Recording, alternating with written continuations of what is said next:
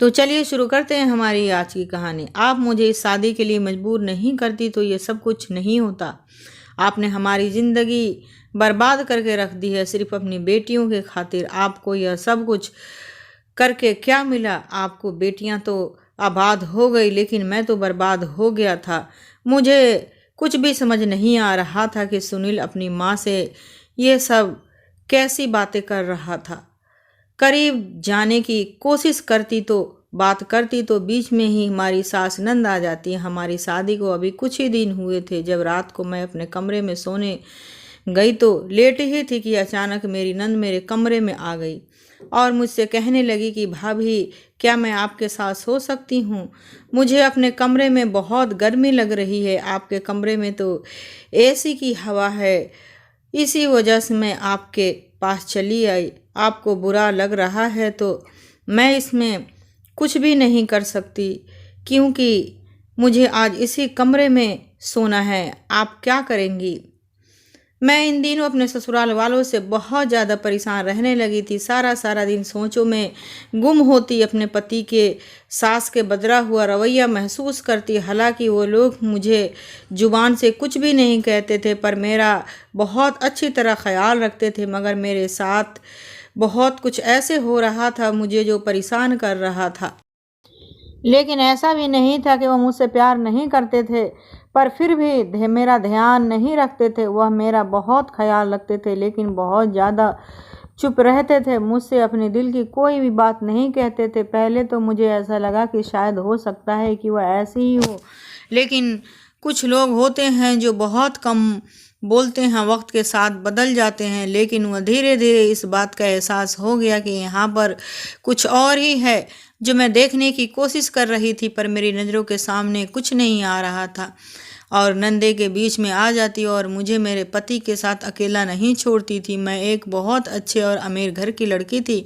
मैं बहुत ज़्यादा खूबसूरत और पढ़ी लिखी थी। मेरे परिवार वाले चाहते थे कि मुझे एक शरीफ और सुलझा हुआ लड़का पति के रूप में मिले, जो बहुत ज़्यादा ख्याल रखे, मुझे कभी किसी चीज़ की कमी ना होने दे। मेरी पढ़ाई कंप्लीट हो गई तो मेरे घर वालों ने मेरे लिए रिश्ता देखना शुरू कर दिया। कुछ दिनों बाद ही हमारे पड़ोस में रहने वाली आंटी अनिल का रिश्ता लेकर के मेरे घर आई, और लड़का बहुत नेक, शरीफ और घर में अच्छे लड़के थे।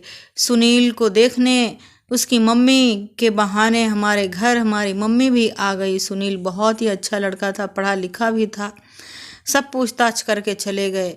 एक ऑफिस में नौकरी करता है और अपनी माँ बहनों का बहुत ज़्यादा ध्यान रखता है। जब मेरे पापा को तसल्ली हो गई तो यह रिश्ता पक्का हो गया और 1 महीने बाद ही हमारी शादी सुनील के साथ हो गई। मेरी सास और नंदे बहुत अच्छी थी।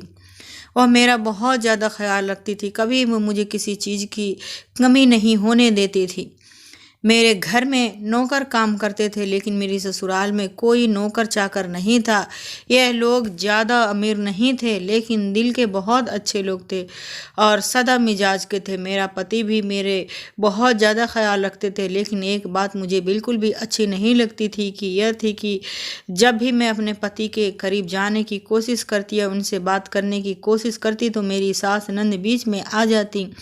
हमारी शादी को अभी कुछ ही दिन हुए थे। जब रात को मैं अपने कमरे में सोने के लिए लेटी ही थी कि अचानक मेरी नंद कमरे में आ गई और मुझसे कहने लगी कि भाभी, क्या मैं आपके साथ सो सकती हूँ? मुझे अपने कमरे में बहुत गर्मी लग रही है। आपके कमरे में तो एसी लगा हुआ है। मैंने उससे कहा कि ठीक है, सो जाओ। असल में मेरे ससुराल में किसी भी कमरे में एसी नहीं लगा हुआ था, लेकिन मेरे पापा ने दहेज में बहुत सारा सामान दिया था और मेरे कमरे में एसी भी लगवा दिया था। वो भी दहेज में ही मेरे पापा ने मुझे दिया था।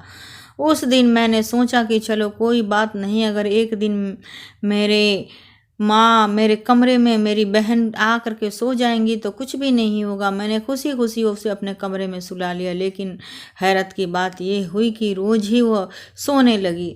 मेरी नंद ने तो मुझे कोई भी कमरे में नहीं जाने देती थी। मुझसे कहती थी कि अब अपने कमरे में ही सोना, अब अपने पति का चेहरा देखती, लेकिन वो मुझे अपनी माँ और बहनों को कुछ नहीं कहता, बल्कि मुझे कहते कि ठीक है, तुम्हें भी इन्हीं के साथ सो जाओ, मैं दूसरे कमरे में जाकर सो जाता हूँ।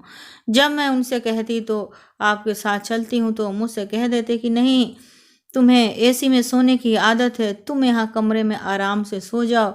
मुझे तो गर्मी में रहने की आदत है, तुम कहाँ मेरे लिए परेशान होती रहोगी। जब मेरे पति मुझसे प्यार की बातें कहते तो मुझे बहुत अच्छा लगता, मुझे बहुत ज़्यादा फिक्र करते, इसीलिए मुझे ऐसा कहते। एक दिन जब मैं अपने पति के राज जान गई तो मेरे पैरों तले से ज़मीन निकल गया। मेरे पति मैं सोने से मना नहीं कर सकती थी। एक दिन मैंने सोचा कि मैं अपने पति से इस बारे में बात करूंगी कि वह उनके कमरे में एसी लगवा दे ताकि वो भी अपने कमरे में आराम से सो सके। अगले दिन जब मेरे पति ऑफिस से घर आए तब मैंने उनसे कहा, आप क्यों ना माँ जी के कमरे में एक एसी लगवा दे ताकि वो लोग भी आराम से सो सके और हम भी अपने कमरे में आराम से सो सके। यह बात मेरी सास ने सुन ली। वह मुझसे कहने लगी कि बहू, मेरा बेटा इतना कहाँ कमाता है, छोटी सी नौकरी है, इसमें घर का खर्चा है, मुश्किल से चलता है, और तू कह रही है कि घर में एसी लगवा दे, हम तेरे कमरे में सोते हैं तो क्या तुझे अच्छा नहीं लगता। मैंने कहा, नहीं माँ जी, ऐसी कोई बात नहीं है, सुनील भी इसी कमरे में सो जाएंगे, वो दूसरे कमरे में सोते हैं तो मुझे अच्छा नहीं लगता। वो थक हार कर आकर के दूसरे कमरे में सो जाते हैं और मैं इसी कमरे में अकेला रह जाती हूँ। कुछ देर बाद मेरे पति कमरे में आए और नाराज होकर मुझसे बोले कि अगर तुम्हें इतना ही बुरा लगता है तो अपने कमरे में मेरी माँ बहन को सुलाना तो तुम मना कर दो, मेरे गरीबी का मजाक मत उड़ाओ। एक छोटी सी नौकरी करता हूँ, तुम्हारे बाप की और भाइयों की तरह मेरा कोई बड़ा बिजनेस नहीं है। मैं बिना सोचे समझे पैसे खर्च कर दूँ। मैं जानता हूँ कि तुम बहुत अमीर घर से आई हो, लेकिन तुम्हारे पिता ने यह शादी अपने मर्जी से की थी। मुझसे कहती कि यह अमीर लड़का तुम्हारी शादी से कर ले तो मैं कभी शादी के लिए राजी नहीं होता, क्योंकि मैं अमीर नहीं हूँ। कुछ समय बिताना चाहती हूँ। जब से हमारी शादी हुई है मैंने अपने पति से कहा, हम एक दूसरे के साथ बिल्कुल भी टाइम स्पेंड नहीं करते। आपको जानना चाहती हूँ, समझना चाहती हूँ। दिन में आप सारा दिन ऑफिस में काम करते हैं और रात को आपकी माँ और हमारे घर में आकर सो जाती हैं, फिर मैं आपसे नहीं बातें हो पाती है। मैं बहुत ज़्यादा बन संवर रही थी ताकि मैं अपने पति का ध्यान अपनी तरफ खींच सकूं, लेकिन फिर भी पता नहीं क्यों वो कौन सी सोचों में गुम रहते। मेरी सास और नंदे तो बहुत ज़्यादा अच्छी थी। मेरी नंदे तो हर टाइम मेरी तारीफ़ ही करती रहती थी, लेकिन मुझे अपने पति की तारीफ़ सुनना ज़्यादा अच्छा लगता था। इसके बाद भी मेरा पति मेरी तरफ ज़्यादा तवज्जो कभी नहीं देता था। जब भी मैं उससे बाहर जाने कहीं घूमने की बात कहती तो वो मुझे साथ ले जाते, लेकिन हमारे साथ में हमारी नंदे भी साथ में जाती है, बात मुझे बिल्कुल भी पसंद नहीं आता। एक दिन मैंने सोचा कि क्यों ना मेरी नंदों की शादी कर दी जाए। जब वह अपने घर की हो जाएंगी तो हमारी ज़िंदगी भी इंटरफेयर नहीं हो कर पाएंगी। वह मुझसे कहने लगी कि बेटे, मैंने भी यही सोचती हूँ कि तुम्हारी नंदों की शादी हो जाए, वह अपने घर में हंसी खुशी रहे, लेकिन मैं क्या करूँ, हमारे पास इतने पैसे ही नहीं हैं कि उनकी अच्छी जगह शादी कर सकें। अपने पिता से कहकर हमारी कुछ मदद करवा दो तो मैं आज ही अपनी बेटियों के लिए रिश्ता देखना शुरू कर देती हूँ। मुझे अपनी सास की यह बात थोड़ी नागुजार गुजरी, लेकिन मैं क्या करती।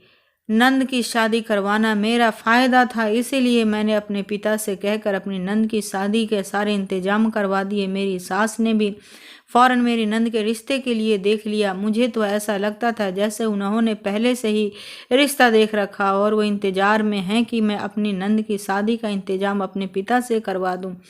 खैर, जो भी हुआ, 1 महीने में मेरी नंद की शादी हो गई। जब भी मेरे घर में पैसों की या किसी चीज़ की परेशानी होती तो मेरी सास मुझसे कहकर मायके से पैसे मंगवा लेती थी। मैं भी हंसी खुशी इनकी बातें मान लेती थी। एक दिन मैं अपने पास के बैठी थी कि जब मैं अपने पति के बारे में बातें कर रही थी उनसे, माँ जी की सुनील की किसी के पसंद करते हैं तो मुझसे नहीं बात करना चाहते हैं। मेरी यह बात सुनकर मेरी सास ठिठक गई और मुझसे कहने लगी कि नहीं बेटी, ऐसी कोई बात नहीं है, तेरा पति सिर्फ तुझसे ही प्यार करता है। सुनील बहुत अच्छा लड़का है, वो किसी और से प्यार नहीं करता, सिर्फ तुझसे प्यार करता है। मैंने बोला, पता नहीं माँ जी, वो मेरे करीब नहीं आना चाहते। आज के बाद वह ऐसा नहीं करेगा। यह सुनकर मुझे बहुत ज़्यादा खुशी हुई। अगले दिन जब मेरे पति ऑफिस से घर आए तो मुझसे कहने लगे कि चलो बाहर खाना खाने चलते हैं। उनके मुंह से यह बात सुनकर मैं बहुत ज़्यादा हैरत हुई, क्योंकि आज तक उन्होंने मुझसे कभी ऐसी कोई बातें नहीं कही थी। मैं समझ गई थी कि मेरी सास ने उनसे ज़रूर कुछ न कुछ कहा है, इसीलिए वह मुझसे खाने पर ले जा रहे थे। आज मैं बहुत ज़्यादा खुश थी।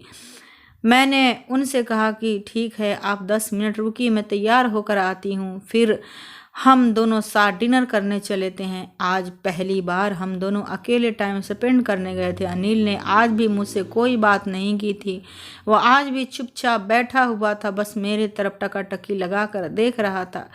कितनी अच्छी है, मेरा ख्याल रखती है। उसके कुछ दिन बाद कुछ और ही बात सुनने को मिला। पति भी मुझसे ज़्यादा कुछ बातें नहीं करते थे। रोज़ उन्हें अपने हाथों से खाना खिलाती, उनका बहुत ख्याल रखती थी। एक दिन जब मेरे पति खाना खा रहे थे तो हमारे पड़ोस में एक लड़की हमारे घर आई। उसका नाम सुमैया था। वह मेरी नंद से मिलने आई थी। उसे देखकर मेरे पति फौरन से उठकर कमरे में चले गए। पता नहीं क्यों, लेकिन मुझे लड़की को देखकर अजीब सा लग रहा था। वह मेरे पति को घूर घूर कर देख रही थी। वह कुछ देर हमारे कमरे में रुकी और फिर वापस चली गई, लेकिन अब वह लड़की अक्सर हमारे घर पर आती रहती थी और मेरे पति को अजीब नज़रों से देखती थी। मुझे इसकी तरफ ये देखना बिल्कुल भी अच्छा नहीं लगता था। वह हमारे घर पर उस समय आती जब सुनील घर पर ही होते थे। वैसे सुनील उस लड़की से कोई बात नहीं करते थे, लेकिन फिर भी पता नहीं क्यों मुझे अजीब सा लगता था। एक दिन मैंने अपनी माँ से मिलने मायके आई हुई थी। शाम का वक्त था। घर वापस आई तो घर में कोई नहीं था, लेकिन मुझे एक कमरे में हल्के हल्के से किसी की बोलने की आवाज़ आ रही थी। जैसे ही मैं उस कमरे में पहुंची, दरवाज़ा खुला देखने तो मुझे आवाज़ लगा दी, बेटी तुम अपने मायके से कब आई हो? मुझे फ़ौरन मुड़ी और सास के पास चली गई। मैंने उनसे कहा, माँ जी अभी आई हूँ, लेकिन मुझसे इस कमरे में किसी की बोलने की आवाज़ आ रही है। उन्होंने कहा कि नहीं बेटी, यहाँ तो कोई नहीं है, हम लोग तो पड़ोस के घर में हैं, भला यहाँ कौन आ सकता है? पड़ोसी भी हमसे थोड़ी दूर ही रहते हैं। मेरी सास कहने लगी है तो ऑफिस में है, अभी तक नहीं आया है। मैंने कहा ठीक है, ये कहकर मैं अपने कमरे में चली गई। अपने कमरे में आकर सोचने लगी कि वह आवाज़ कहाँ से आ रही थी। सुनील घर में ही थे। माँ जी मुझसे झूठ बोल रही थी, लेकिन माँ जी मुझसे झूठ क्यों बोलेंगी? मेरे दिल की बात अजीब अजीब ख्याल आ रहे थे। सुनील कुछ देर बाद घर आए तो मैंने उनसे पूछा कि आप कहाँ थे? मुझसे कहने लगे, वैसे क्या ऐसे सवाल कर रही हो, तुम्हें तो पता है कि मैं ऑफिस में ही था। मैंने कहा कि ठीक है, जब से मैंने अपने पति की शिकायत अपने सास से की थी तब से मेरे पति बहुत ज़्यादा ख्याल रखने लगे थे। मुझे घुमाने भी ले जाते थे, लेकिन मेरे दिल में शक बैठ गया था। एक दिन मुझसे प्यार करने लगे थे और उठकर अचानक से चले गए। मैंने देखा कि मेरे पति कमरे में नहीं थे। मैंने बाहर जाकर उन्हें देखा तो वह किसी से हल्के हल्के फ़ोन पर बातें कर रहे थे। जब मैंने उनसे पूछा कि आप किससे बात कर रहे हैं तो वो कहने लगे ज़रूरी कॉल थी। मैंने उनसे कहा कि रात में किसकी कॉल थी? तब मुझसे मेरे पति नाराज़ हो गए और गुस्सा होकर मुझसे बोले, तुम मुझ पर शक कर रही हो, तुम्हें मुझ पर भरोसा नहीं है, ऑफिस से कॉल थी। वही बात कह रहा था ये कि मैं कल ऑफिस देर से आऊँगा, यही बोल रहा था, ज़्यादा कुछ नहीं बोल रहा था। मुझे बहुत प्यास लगी थी। मैं पानी पीने के लिए उठी और उनके कमरे में नहीं देखा और बस आपको अचानक देखने लगी। लेकिन मैं सारी रात यही सोचती रही कि इतनी रात में अनिल किससे बात कर रहे थे। ऑफिस में तो ये कभी रात को फ़ोन करते नहीं, वो मुझसे कुछ न कुछ छुपा रहे हैं। आजकल मेरे साथ बहुत कुछ अजीब सी घटनाएं हो रही थी, फिर भी कुछ ज़्यादा ही मुझे टेंशन हो रहा था। अचानक से इतने बदल कैसे गए थे? पहले वो मुझसे बहुत ज़्यादा बातें किया करते थे, बहुत ही उलझी हुई बातें करते थे, मेरा ध्यान रखते थे, मुझसे घुमाने फिराने ले जाते थे, लेकिन उसके बाद पता नहीं एक अजीब सी डर ने मेरे दिल को घेर लिया था। अक्सर यही सोचने लगी थी, जब भी मैं रात को आंखें खुलती तो मेरे पति कमरे में नहीं होते थे। मैं बाहर ज़रूर देखती तो वो हल्की हल्की किसी से फ़ोन पर बातें कर रहे होते। मेरा शक बढ़ता ही जा रहा था। एक दिन मैं अपने दोस्त के साथ शॉपिंग कर वापस आ रही थी तो मैंने अपने पति को उसी लड़की के साथ देखा जो हमारे पड़ोस में रहती है, लेकिन मैंने अपने पति को साइड में देखा था। ठीक से उन्हें देख नहीं पाई थी, लेकिन वह मेरे पति ही थे। अपने पति की पहचान मैं हजारों में कर सकती थी। यह देखकर मैं बहुत ज़्यादा परेशान हुई और पूरे रास्ते में ये सोचने में मजबूर थी कि आखिर सुनील मेरे साथ ऐसा कैसे कर सकते हैं। मेरे पति तो मेरे कमरे में लेटे हुए थे। मैंने उनसे पूछा कि आप कब आए, तो उन्होंने कहने लगी कि मुझे आए हुए थे 2 घंटे ही हो गए। मेरी तबीयत कुछ ठीक नहीं थी, इसीलिए मैं आज ऑफिस से जल्दी आ गया था। जब मैंने उनसे पूछा कि अभी आते हुए रास्ते में मैंने आपको देखा, तो वह मुस्कुराकर कहने लगे, वह तुम्हें तो हर जगह ही मैं दिखाई देता हूँ। शायद तुम मुझसे कुछ ज़्यादा ही मोहब्बत करने लगी हो। जब मैंने अपने सास नंद से इसके बारे में पूछा तो यही कहने लगे कि हाँ, सुनील को आए हुए काफ़ी टाइम हो गया, वो तुम्हारे ही इंतज़ार कर रहा था। जब मेरी सास ने मुझसे कही तो मुझे लगा कि शायद ही मैं गलत थी, मैंने किसी और को देख लिया होगा जिसे मैं अपने पति समझ रही थी। फिर मैंने यह सब दिमाग से निकाल कर फेंक दिया, लेकिन कुछ दिनों बाद फिर ऐसा ही हुआ। मेरी बर्दाश्त के बिल्कुल भी बाहर था। सोच नहीं रही थी कि ये क्या हो रहा है। मेरे पति और मेरे ससुराल वाले मिलकर मुझे इतना बड़ा धोखा कैसे दे सकते हैं। पति के चचेरे भाई की शादी थी, वह लोग दूसरे शहर गए हुए थे। हमें उनकी शादी अटेंड करने में कुछ ही दिनों के लिए वहाँ जाना था। मैं बहुत ज़्यादा खुश थी कि चलो इसी बहाने पति पत्नी कहीं घूमने जाएंगे और खूब इंजॉय करेंगे। मैंने अपनी सारी शॉपिंग कर ली। शाम को निकलने का टाइम था।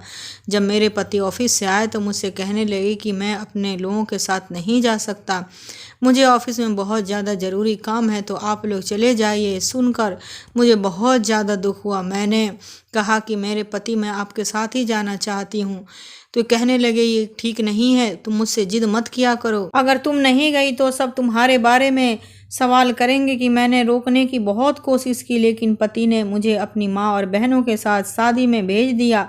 हम लोगों को वहाँ 3-4 दिन रुकना था, लेकिन वहाँ जाते ही अचानक मेरी तबीयत खराब होने लगी, जिस वजह से मैं दूसरे ही दिन वहाँ से वापस आ गई। लेकिन मैंने यह बात सुनील को नहीं बताई थी, लेकिन जब मैं उसे सरप्राइज देना चाहती थी, लेकिन मुझे क्या पता था कि मैं खुद सरप्राइज हो जाऊंगी। जैसे ही मैं घर में पहुंची तो मुझे अपने कमरे में किसी की हंसने और बातें करने की आवाज़ आ रही थी। मैं दरवाज़ा खोलकर अंदर गई तो मेरे पैरों तले से ज़मीन निकल रहा था, जैसे सातों आसमान सर पर गिर गए। कुछ देर के लिए तो मैं वहीं पे जम सी रह गई थी। मेरे पति मेरे पड़ोस में रहने वाली लड़की रिया के साथ एक दूसरे के बाहों में लिपटे हुए थे। बहुत करीबी रिश्ता है। जब सुनील मुझ पर नज़र पड़ी तो एकदम से उस लड़की से पीछे हट गए। मेरे पास आकर खड़े होकर कहने लगे, तुम यहाँ इतनी जल्दी कैसे आ सकती हो? जैसा तुम सोच रही हो वैसा कुछ भी नहीं है, तुम बैठो, तुम्हें मैं समझाता हूँ। मैंने उनसे कहा कि क्या समझाना बाकी रह गया है? जो कुछ भी देख चुकी हूँ, क्या यह काफ़ी नहीं है? इसीलिए हमारे साथ शादी में नहीं गए थे, ताकि यह मेरी पीठ पीछे इस लड़की के साथ कुछ टाइम बिता सको, कुछ रह सको, इससे कुछ बातें कर सको। इसी लड़की के साथ घूम रहे थे। तुम्हारे घर वाले इसी सभी मिले हुए हैं। उन्होंने मुझसे झूठ बोला था, लेकिन मैं तुम्हारे जैसा बिगड़ा हुआ इंसान बिल्कुल भी नहीं हूँ। तुम मुझे धोखा कैसे दे सकते हो? सुनील बहुत ज़्यादा शर्मिंदा था। अपनी माँ से यह कह दिया और सब कुछ वजह यही हुआ। अगर मुझे आप शादी से मजबूर नहीं करती तो यह सब कुछ नहीं होता। आपने हमारी शादी पर बात करके रख दी। अपनी बेटियों की खातिर आपको यह सब करना था। आपकी बेटियां तो आबाद हो गई, लेकिन मैं बर्बाद हो गया था। मुझे कुछ समझ नहीं आ रहा था कि सुनील अपनी माँ से ये सब क्या कह रहा था। सुनील मुझे बताया कि रिया से मोहब्बत करता था और वह लड़की भी उससे मोहब्बत करती थी, लेकिन सुनील की माँ उसकी शादी बहुत ही अमीर घराने में कराना चाहती, लेकिन अनिल से शादी करना चाहता था। सुनील अपनी माँ से ज़्यादा तो और भी नज़रें नहीं मिला पा रहा था। अपनी माँ से बहुत ज़्यादा नाराज़ और गुस्सा लग रहा था। वो बहुत सारा दहेज लेकर आएगी और उससे सारी परेशानियां दूर हो जाएंगी और उनकी बेटियों की भी शादी हो जाएंगी। और अब सारी बेटियां शादी हो जाएगी तो वह उस लड़की के धक्के मारकर घर से निकाल देंगे और अनिल से शादी करवा देंगे। सुनील इस बात पर राजी हो गया था, इसीलिए मैं मजबूर होकर अपनी माँ की जिद के आगे घुटने टेक दिए और तुमसे शादी कर ली। मैं तुमसे शादी नहीं करना चाहता था, मैं रिया से मोहब्बत करता हूँ। शादी के बाद मैंने बहुत कोशिश की को मैं रिया को भूलकर तुम्हारे साथ एक नई जिंदगी की शुरुआत करूँ, लेकिन यह मुझसे नहीं हो पाया और तुम्हारी मोहब्बत परवान चढ़ने लगी। मैं तुम्हारे काबिल नहीं हूँ, मैं जानता हूँ कि मैं तुम्हारे साथ बहुत गलत कर रहा हूँ, इसीलिए तुमसे जो भी हो सके मुझे माफ़ कर देना। तुमसे मैं माफ़ी मांगता हूँ, मैं तुम्हारा दिल बहुत दुखाया है, मैं तुम्हें बहुत धोखा दिया है, प्लीज़ मुझे माफ़ कर दो। अपने पति के मुँह से ये सारी सच्चाई जानकर मेरे तो पैरों तले से ज़मीन खिसक चुकी थी। मुझे समझ नहीं आ रहा था कि मैं क्या करूं। अपने पति से कहा, तुम्हें कभी भी माफ़ नहीं करूंगी। तुमने और तुम्हारे परिवार वालों ने मिलकर मुझे धोखा दिया है। आखिर मेरा कसूर क्या था? तुम लोगों ने मेरे साथ जो कुछ भी किया हुआ है, मैं तुम लोगों को कभी माफ़ नहीं कर सकती। तुम लोगों ने मेरी ज़िंदगी से खिलवाड़ किया है, मुझे बर्बाद किया है। मैंने अपने पिता को सारी बात बताई। मेरे पिताजी ने कहा, तुम वहाँ से जाने की ज़रूरत नहीं है, ऐसे लोगों से कैसे निपटना है मैं अच्छी तरह से जानता हूँ। मैं इन लोगों को सज़ा दिलाकर ही रहूँगा, तुम फिक्र मत करो। मुझे अपने घर आए हुए 1 हफ्ता हो गया था। सुनील मुझसे मिलने मेरे घर आया, वो मुझे वापस ले जाना चाहता था। उसने मुझसे माफ़ी मांगी और मुझसे कहा कि तुम प्लीज़ मेरे साथ वापस घर चलो। तुम्हें जाने के बाद मुझे एहसास हुआ कि मैंने तुम्हारे साथ बहुत गलत किया है। मैं तुमसे मोहब्बत करने लगा हूँ और इस बात का एहसास मुझे तुम्हारे जाने के बाद हुआ था। तुम जब भी मेरे साथ होती हो तो मुझे बहुत अच्छा लगता था। तुम्हारे बगैर मैं नहीं जी सकता। मुझे ऐसा लगता है कि मैं रिया से मोहब्बत करता हूँ, लेकिन नहीं, अब मैं उससे मोहब्बत नहीं करता। अब मैं तुमसे ही मोहब्बत करता हूँ, सिर्फ तुमसे। मेरे घर वालों ने गलत इरादे से तुमसे रिश्ता बनाया था, लेकिन मैं अब सच्चाई की बुनियाद पर अपने रिश्ते को आगे बढ़ाना चाहता हूँ। मैं तुम्हारे बगैर नहीं रह सकता, प्लीज़ मेरे साथ चलो। सुनील ने तो बहुत आसानी से ये सब कह दिया था, लेकिन जो कुछ भी मैंने अपने आंखों से देखा था उसे मैं कैसे भूल सकती थी। इतना आसान सब कुछ नहीं था भूल जाना। तुम अपनी मोहब्बत से रिया से शादी कर लो और उसके साथ खुश रहो। मैं तुम्हारे साथ कभी नहीं जाना चाहती। ये कहकर मैं अपने कमरे में वापस आ गई। सुनील बराबर मुझे फ़ोन करता रहा, लेकिन मैं उसका फ़ोन अटेंड नहीं करती थी। मैं हमेशा अपने कमरे में ही रहती, कुछ ना खाती ना पीती, जिसकी वजह से मैं बहुत ज़्यादा कमज़ोर हो गई थी। एक दिन मुझे चक्कर आ गया, मैं गिर गई। जब मेरी माँ ने डॉक्टर को बुलाकर चेकअप करवाया तो पता चला कि मैं प्रेग्नेंट हूँ। मुझे समझ नहीं आ रहा था कि यह खबर सुनकर मैं खुश हूँ या दुखी हूँ। मेरी यह बात सुनकर मेरे पति ससुराल वाले यह खबर सुनते ही मेरे घर आ गए। उन्होंने मुझसे माफ़ी मांगी और मेरे साथ चलने को कहा। मेरी माँ ने भी मुझे समझाया, सुनील और तुम्हारे ससुराल वाले अपने किए पर पछता रहे हैं। वो लोग तुम्हें वापस लेकर जाना चाहते हैं। उन्होंने तुम्हारे पापा से भी बात की है, वह वादा किया है कि तुम्हारे साथ कुछ भी गलत नहीं करेंगे। बेटी, मैंने सुनील की आंखों में तुम्हारे लिए मोहब्बत देखी है। गलती हर इंसान से होती है। सुनील भी इसी गलती का पात्र था, उसने माफ़ी मांग लिया है। तुम दोबारा से ज़िंदगी शुरू करो। पापा यही चाहते थे कि तुम सब कुछ भूल कर अपनी ज़िंदगी की शुरुआत करो। यह सोचने के लिए बाद मैंने फ़ैसला किया कि मैं अपने बच्चों के खातिर सुनील को माफ़ कर दिया। मैं उसके साथ उसके घर वापस चली गई। सुनील ने मुझसे कहा था कि अब तुम इस घर में नहीं रहोगी, दूसरे शहर शिफ्ट हो जाएंगे, जहाँ से किसी का साया भी दूर दूर तक नहीं पड़ने दूंगा। मैं जैसा ही किया वैसा ही पाया था।